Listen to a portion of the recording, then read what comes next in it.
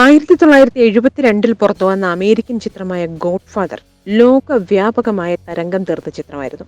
അധോലോക മാഫിയ സിനിമകളുടെ God father എന്നാണ് ചിത്രത്തെ എക്കാലവും വിലയിരുത്തപ്പെടുന്നത്. ഈ ചിത്രത്തിന്റെ കഥാതന്തുവിൽ നിന്നും മലയാളം അടക്കമുള്ള ലോകത്തിലെ നിരവധി ഭാഷകളിലായി ഒട്ടനവധി ചിത്രങ്ങൾ പിറവിയെടുത്തിട്ടുണ്ട്.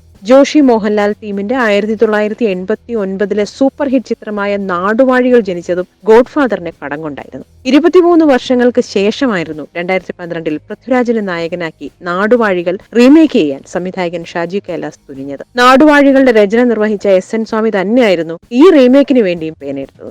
പക്ഷെ എഴുതി വന്നപ്പോൾ നാടുവാഴികൾക്ക് മുകളിൽ പോകാൻ സ്വാമിക്ക് കഴിഞ്ഞില്ല. എസ് എൻ സ്വാമി എഴുതിയ തിരക്കഥ വായിച്ചപ്പോൾ ഇതെടുക്കുന്നതിനേക്കാൾ നല്ലത് വേണ്ടെന്ന് വയ്ക്കുന്നതാണ് എന്ന് പൃഥ്വിരാജ് ഷാജി കൈലാസിനോട് പറയുകയും ചെയ്തു. ഒടുവിൽ എസ് എൻ സ്വാമിയെ മാറ്റി നിർത്തി തിരക്കഥ എഴുത്ത് ഷാജി കൈലാസ് തന്നെ ഏറ്റെടുത്തു. സിംഹാസനം എന്ന പേരിൽ പുറത്തു വന്ന ചിത്രം ബോക്സ് ഓഫീസിൽ 8 നിലയിലായിരുന്നു പൊട്ടിത്തകർന്നത്.